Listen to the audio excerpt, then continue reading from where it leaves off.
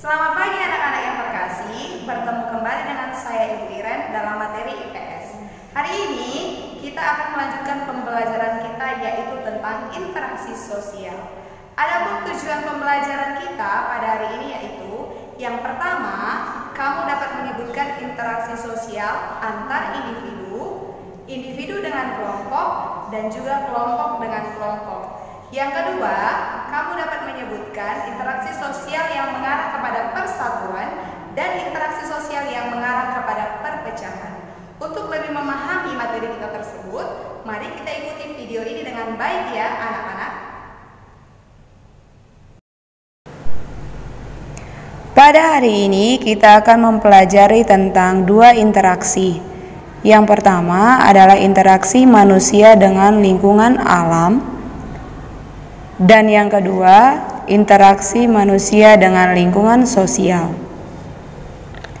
Interaksi manusia dengan lingkungan alam adalah hubungan timbal balik antara manusia dengan lingkungan alamnya.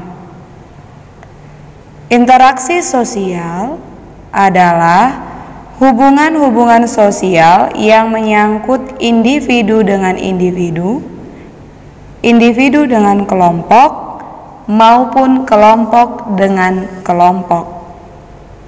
Untuk lebih jelasnya, saya akan menjelaskan beberapa contoh interaksi sosial antar individu, individu dengan kelompok, maupun kelompok dengan kelompok. Silakan disimak baik-baik. Berikut ini merupakan contoh interaksi sosial antar individu ataupun individu dengan individu. Yang pertama, ketika ibu membeli sayur ke pedagang pasar. Yang kedua, interaksi antara Ayu yang sedang berjabat tangan dengan temannya. Yang ketiga, interaksi ayah memberi nasihat kepada satu anak laki-lakinya agar lebih semangat belajar. Dan yang keempat, interaksi antara pegawai bank yang sedang melayani salah satu nasabah yang sedang ingin menabung. Yang kedua adalah interaksi antar individu dan kelompok. Contohnya adalah Bapak Joko yang sedang mengajar murid-muridnya di dalam kelas. Yang kedua, calon wali kota Medan melakukan kampanye kepada masyarakat. Yang ketiga, pelatih memberi arahan strategi ke sebuah tim sepak bola.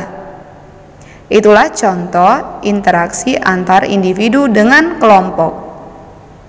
Yang terakhir, interaksi antara kelompok dengan kelompok. Contohnya, pertandingan sepak bola yang diikuti oleh Persija dan PSMS.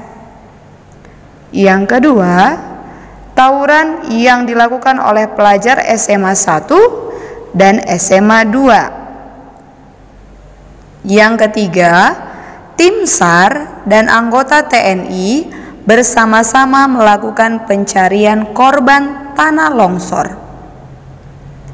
Nah, interaksi sosial itu memiliki jenis yang lain. Ada yang mengarah kepada persatuan, ada pula yang mengarah kepada perpecahan.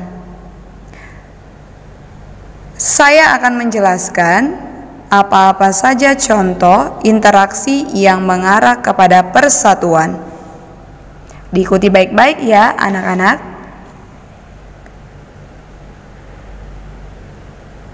Satu, bermusyawarah untuk menentukan suatu tujuan. Yang kedua, kita mengikuti pemilihan umum. Yang ketiga, kita melaksanakan gotong royong di lingkungan rumah kita. Yang keempat, kita bermain bersama dengan teman-teman.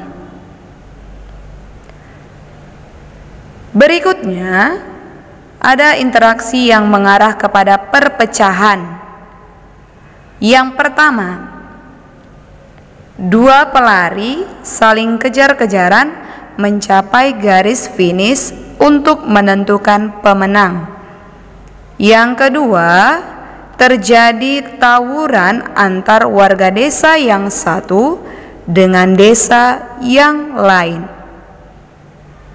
Yang ketiga, pendukung calon ketua kelas bernama Aryo memberikan isu jelek agar tidak memilih calon ketua kelas bernama Anto.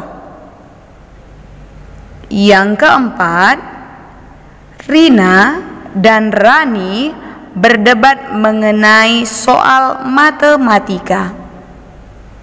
Nah, di sini kamu sudah bisa membedakan mana interaksi yang mengarah kepada persatuan dan mana interaksi yang mengarah kepada perpecahan.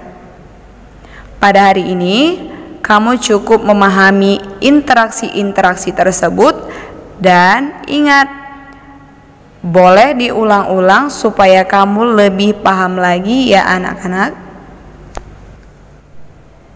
Demikianlah pembelajaran kita pada hari ini. Sekarang tugas kamu adalah mencatat materi yang saya berikan dalam bentuk PDF dengan rapi dan bersih. Sampai bertemu kembali di pertemuan berikutnya ya anak-anak. Salam sehat selalu dan tetap semangat.